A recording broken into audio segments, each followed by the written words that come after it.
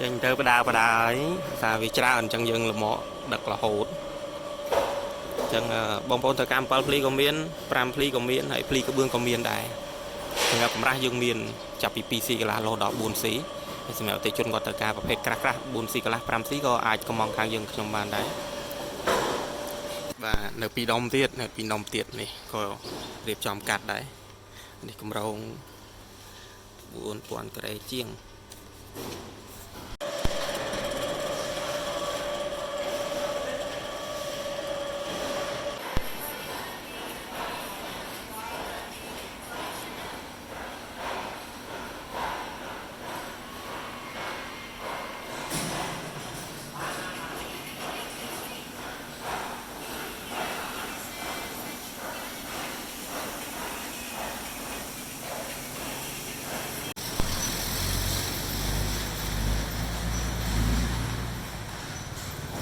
បាទចេញទៅហើយនេះຂະຫນາດ